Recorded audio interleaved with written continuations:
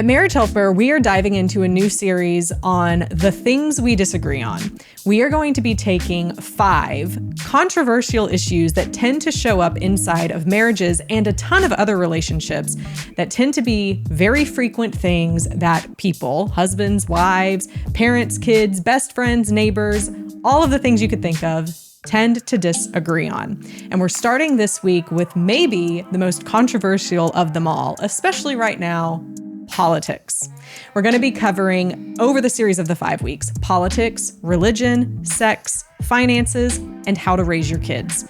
These are issues that come up all the time in marriage. And right now, maybe in your household or in the household of people you love, politics is one of those things that you tend to disagree on. Or maybe you and your spouse are on the same page, but you have friends or family members, or you just tend to get really pissed off after being on Facebook and seeing what other people have to say, and it's taking away your peace and your joy and making you really angry during this current season. There have been some recent statistics that have been shared about how on both sides of the American political parties, something like 40% of each party wish that the other party didn't exist, that there just weren't people who believed that even thought that they were bad people, that 40% of each party believe that the other side are just bad people. But even more staggering is that 20% of each American political party wish that the other party were dead, that they didn't even exist. These are appalling and scary statistics. And 20%, that's a fifth of all Americans, you are bound to be experiencing this somewhere in your relationships. So on today's episode, I'm joined by one of our coaches here at Marriage Helper, Meredith Ball. Thank you for joining me today. You bet. We're going to be diving into this issue, politics. So my first question for you, Meredith, is who are you voting for? Well, I'm not going to share that in this forum. The Nor truth is should I you. haven't even voted yet, so maybe neither. it's up in the air. Me neither. And we may both get canceled for not having voted yet. That is a way that you can get canceled in this day and age. I really wanted, when I was talking with my husband, Rob, about doing this episode, he's like, one of you should wear a Kamala hat and one of you should wear a MAGA hat and just like start there. I was like, people are just gonna, it doesn't even matter which side someone's on because it seems to be that there can't be two people who, and I don't even know that we believe differently because we've never really talked about politics, but it's astounding to think that you can't even sit across the table from someone and have these different beliefs and be able to get along or have a productive, reasonable conversation. Yeah. Yeah. It definitely shuts down conversation. Oh, man, for sure. It shuts down relationships. Yeah. For sure. I mean, the number of people that I've run across in the last few years who don't really talk to their parents because of political views. Really?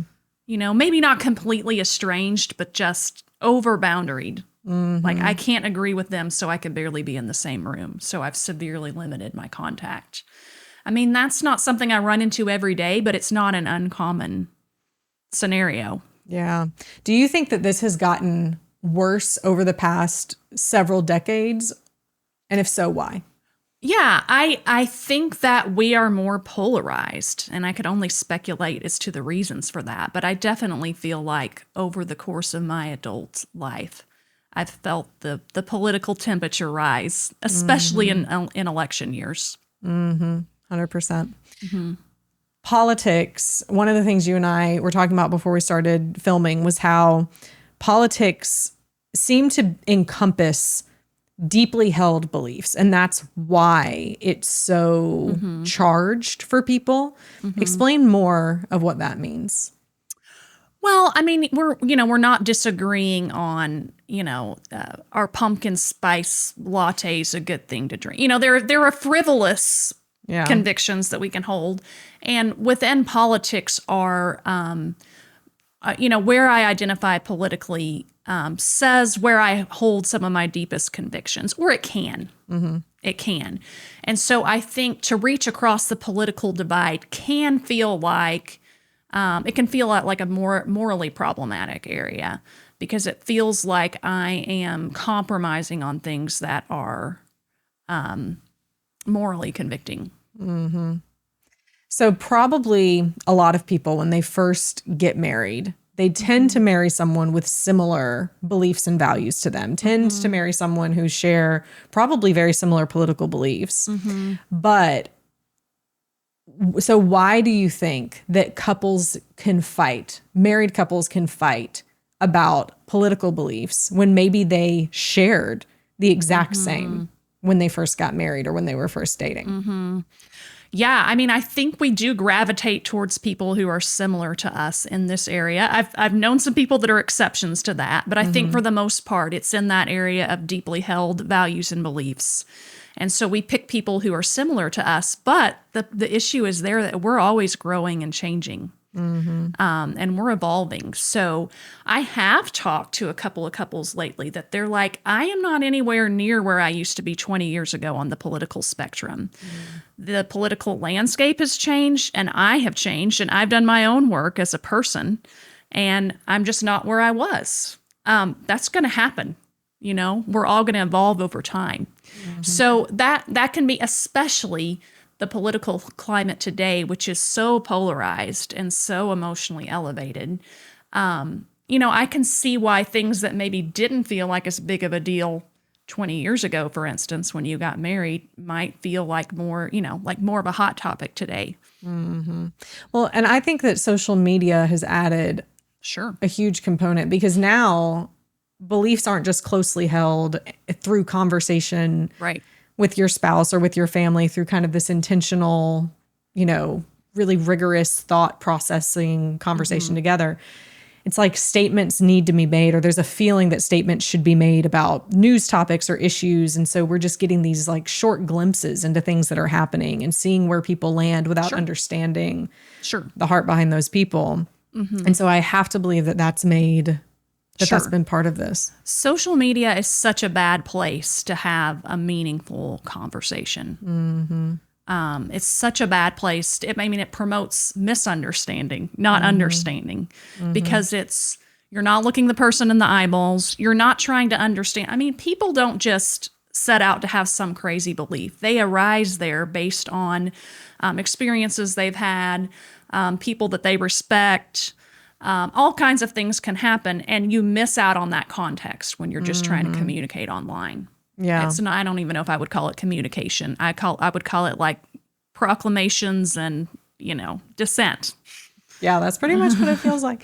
When my husband and I first got married, he was very dogmatic, maybe that's the correct word, in a very specific political party, like to the point where he would tell, like, I would kind of jokingly with him be like, oh, I'm going to vote for the other side. And he would be like, that's a deal breaker for him.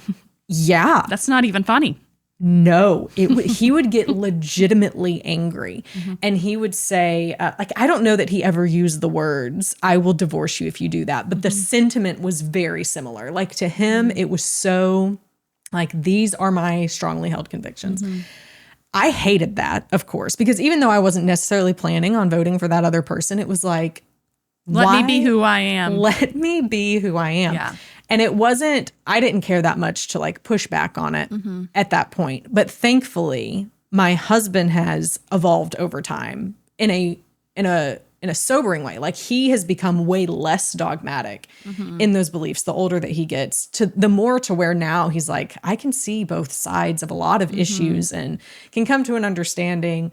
And now if I joke and I'm like, I'm going to vote for the other side, he's like, okay, do it. Do it. Yeah. He's like, I support you in whatever. You can't even push his buttons with that anymore. Which is kind of nice. And so I think for us, I've been able to see him really grow in that. But thinking, let's talk first about that couple that may be in the place that I was, early on in my marriage, where their spouse is like controlling them, trying to control their vote, control the way that they think, telling them things like, you would be an idiot to think that, or an idiot to vote that way. Let's speak first to the person who is the spouse being subject to that. What are some things that person can do to still want to like have a good marriage, but how can you have a good marriage when you feel controlled? Yeah. I think maybe there are a number of marriage helper principles that have really helped me personally, but I think the first one that kind of rocked my world was acceptance, which is that second part of the love path. You don't have to like where somebody is coming from or agree with where somebody is coming from to accept them. That's where they are. They're on a journey like all of us. Who knows if they'll end up in that place, but for right now, that's where they are. So it is, there's really not a silver bullet for how do you come together on these things. There is I'm going to adjust my attitude to accept that that's where you're at. And I'm glad to have conversations, but it's a two-way conversation. Yeah. Yeah. So being the person like me, however many years ago it was, 10 years ago. So me 10 years ago even though I'm the one who feels controlled, there's a level of acceptance I need to have towards my spouse, even though I don't agree with their behavior.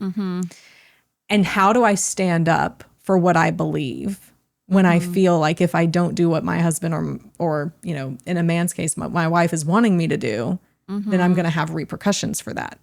Where's the balance between that? Well, I mean, I wouldn't tell anybody to be a doormat. So you have to tiptoe around those issues delicately sometimes. I do think looking for understanding is the key. This is probably something that needs to happen more from the person who's controlling. But a lot of times I realize when I'm talking to people, they think they're the controlled spouse. And sometimes if you talk to their spouse, they would say it's the other way around. So we can all be controllers, but looking for understanding. I mean, just the stat that you started out with, where there's a tendency right now for people to think of those in the opposing party as evil, as bad. That is almost certainly not the case. Right. What that is a lack of understanding. Now, what it does mean is they probably grew up in some kind of a different context or culture or with different priorities or values that have caused them to prioritize things differently than me. So if that person who has a different perspective than you is your spouse, then what better thing could you do but try to dig in and understand? Like, clearly, if I'm tempted to control you on this, or I'm tempted to think that you're just a wrong person or a bad person or an evil person, I have my own work to do to understand where you're coming from. I'm missing it. Yeah. Yeah. And it goes to the fact that what you said towards the beginning, the reason that these political conversations can be so charged is there are either past experiences, personal pain points. There's something that is in that political, and I hate to even say party, but like some of the policies that tend to fall under some of the party lines or on either side of the party lines. And I can think of two different people right now. Like I'm thinking of a person I know who works deeply with inner city kids and the people in poverty, and like that is her life and her passion, and she's in it like day in, day out, doing everything she can to try and change the future trajectory of these children. And then I'm thinking of the soldier who sees war and who sees people who need help and is trying to, and has like that heart of a protection. These two people may vote very differently. They may not, but the two people may vote very differently, but the things they're passionate about both matter. And so in having those intentional conversations of understanding, like, why is that so important to you, can open conversations to understand a person and their story and their background. Yeah. Yeah. And if those two people you're talking about are married, maybe you have a wife who's really involved in inner city work and you have a husband who's a veteran. Those can both still be things that they care about. It's not like she has to care less about working with, impoverished people and he has to care less about, whatever it is that's important to him. They need to support. I mean, they're still individuals. And those kinds of conversations could even facilitate ways to support one another. I mean, we just need to be seen and heard where we are. I mean, that would go such a long way. You don't really have to you do not have to agree with where I'm coming from if you've truly taken the time to understand. Because at that point, I'm like, you see where I'm coming from. That's so hard for people to wrap their head around, that you don't have to agree with someone who has a different belief than you, and you can still be in respectful and flourishing relationship with that person. Can you think of an example of like a couple that you've worked with, or a story that you know of two people that have had to work that out? Yeah, I mean, I've worked with a couple, and I'll make it kind of a composite, so because people that are working with me do have confidentiality. But yes, I mean, the story was that they had started out with very similar political and religious beliefs. Over the last couple of decades, the wife feels like she's drifted a lot to the left. I think the husband felt slightly betrayed by that, but I actually think the main issue was the wife was like feeling judged, like he was drawing some really strict dichotomies. Like you're either in or you're out. Like I see you drifting away from something that I would consider to be, and as so often happens, I think there were politics and religion kind of tied together in this, but she felt like he was judging her for drifting away from what he would consider to be like orthodoxy. We had a conversation about it. He was like, I actually don't see it that way at all. Sometimes I'm a little bit frustrated when I have to attend church events by myself or that type of thing. But I've watched you. You're a very passionate person, and you're very articulate, and you're intelligent. And I'm able to accept you for where you were. There was a lot of assuming going on. And she felt judged where, and she has the right to feel how she feels, but I think she felt judged more because of a past version of him than how he actually is today. Man, that's such a key thing too. We do tend to, like, when we've gone through hard times in our relationship, it's like that fear of the worst times becomes the overarching theme in our minds of like, what if they get mad like they used to back then now? Right. That's a hard thing to break out of. Right. And he's been doing his own work too. You know, he's grown as a person. So how do you've done a lot of studying with trauma, like when people kind of get stuck in past cycles, how do you break out of putting the past on your future? How do you break out of putting the past on your future? It's such a good question, and there's so much there. I mean, trauma is stored in the limbic part of your brain, which is autonomic. So you can go to that place of being triggered. Define autonomic for people who, like me, are like, I know that there's... It's not like the cognitive part of your brain. It's like it's the impulses and sensations part of your brain. Okay. So if something comes up, and you may not even be conscious of the fact that it's triggering you, it comes up in the middle part of your brain, and it's a sensation. It's not a thought. So now you can work with a therapist to reprogram your brain so that the cognitive part of your brain is in control of those kinds of sensations when it comes up. But you have to notice that it's happening and do that work. I just had an epiphany. This is why I will say things to my husband sometimes. He's like, he'll ask me like how I'm doing. And I said, I'm anxious, but I don't know why yet. Like that, it's like a feeling I have, but I don't know the reason why. And we kind of joke about it because it's like, but you just put light on it. It's very self-aware to even be able to say that. Well, it's taken a few years of practice. It's taken a few years. But I can definitely, it's this, like, I know that I'm anxious and I feel like I have to figure out why. That's what you're talking about. And probably people feel, it's not always anxiety. There's probably other things people can fear. Well, it's your fight or flight is starting to kick in. Oh, that's amazing. And it is probably some subconscious part of your brain remembering something that's been difficult for you to cope with in the past. And that's the initial warning of it. The initial warning of it or morning of it? Warning. Warning with a W, warning of it. So then what? So, I mean, if you're aware of it, that's half of the battle, right? Yeah. A lot of times this is going on without people really having a lot of awareness of what's going on. So, you know, if a husband says,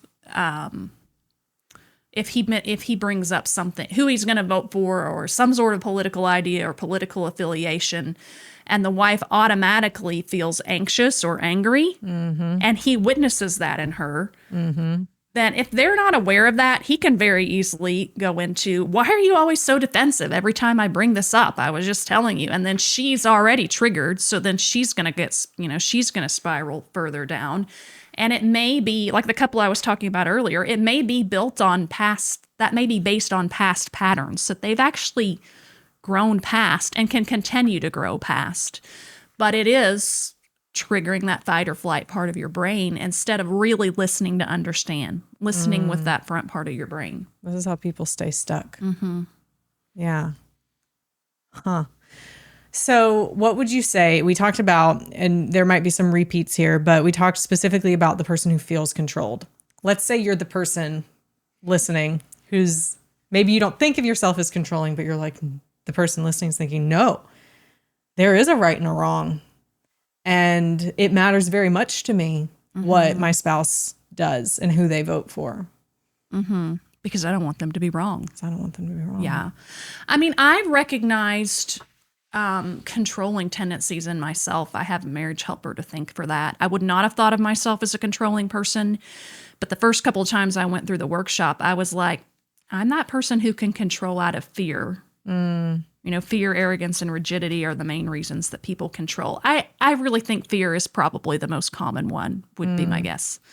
And it is, when I control, I want to protect those I love from some sort of threat that I perceive. So it's being honest with yourself. I think that I'm trying to protect them, but they're actually, if it's your spouse, they're a grown person who can think for themselves and perceive threats for themselves. And you have to give them that autonomy. And I think some realization of that can help you tone down the control a little bit. It can be hard because, for instance, if you do think that life is important and you think that one party does a better job of protecting life than the other, I'm not saying that either party is good at it. We are not taking stances. The jury is always out on that one anyway. But if you believe that protecting life is important and that one party does a better job than the other at protecting life, there is a morally problematic element maybe to hearing your spouse say, I think I'm leaning this way. But I think that's where you do your work. You can never control what other people are going to do anyway. I mean, it's not through legislation that you really best protect life anyway. Right. And picking, that's one issue of 20 that we could break down, For sure. right? That feels morally weighty to people. And you just have to give other people the space to figure out where they're convicted on that. And if they are, how they think you best try to enact policy around that. Or do you, you have to give them that freedom. Mm-hmm. There's so many points as I'm just thinking through the things we've talked about. It's about having acceptance for each other, leaning in to understand why your spouse or even yourself believe the way that you believe, understanding the story behind that of each other. Like you and I both know, and you more so, you have more of a therapy background than I do. Like it's beautiful when couples are just able to have these like super intentional, active listening. I hear you, let me ask further questions. And they're just like here with each other. So few times does it go that way. There's all these breaking points throughout where like someone's going to get offended by one thing someone said or hear it the wrong way, or one person might hit a wall and being able to talk about this anymore. And, offense can happen multiple different times. So how, if someone's wanting to go from here and say, you know what, I do want to have, like my husband and I have been fighting a lot about this one thing, and I do want to go have a conversation where I can ask him,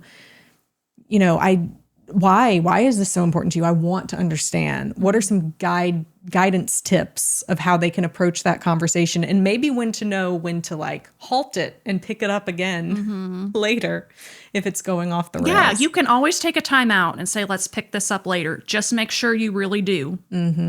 I say that a lot, especially when it's clear I'm working with an avoidant spouse, because they'll say, this is too stressful, I want to take a time out, and then they never pick it back up.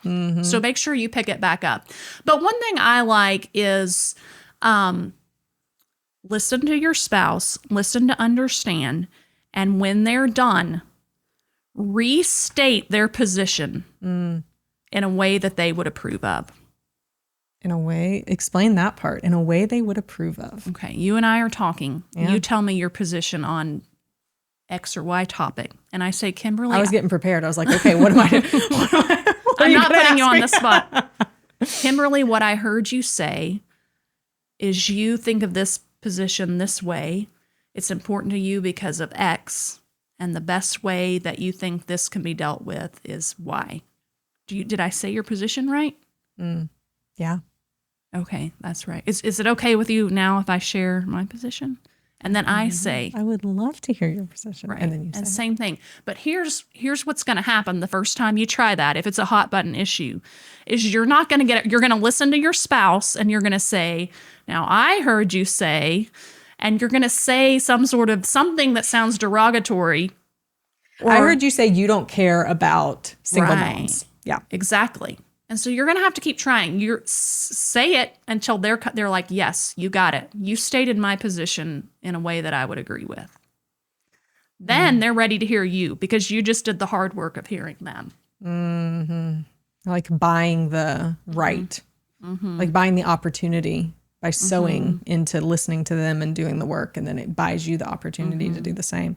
What if the spouse does say something derogatory though? What if they are like, what if at the core, that is an issue? There may be contempt at the core that needs to be dealt with. And so that's when you bring in a third party. You can bring in a coach or a counselor. That's one of the things that they should be well trained in. If I have a couple in front of me, I will say, okay, it's Sally's turn to talk. And then I'll ask Bill, what did you hear her say? That's really interesting because sometimes he infers stuff that actually is right that she did not say because for the first time in his life, that sounds kind of arrogant, but for the first time in a while, he really heard what she had to say. Yeah. And so, yeah, I mean, if you need help doing that, then get a professional to help you learn how to have those kinds of conversations, or if there's a really hot topic that you're having trouble getting through. But I think it's all about like learning new patterns, right? It's like when you're exercising a muscle you haven't used in a while. It's going to be flabby until you exercise it.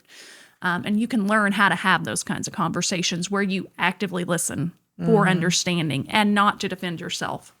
So maybe because you said you can learn, it's like it's something you can do over time. It may take practice for you to just continue to get better at it. Then maybe don't start with the hottest topic first. Well, that could be, yeah. I could see that as a good way to kind of wade into the waters.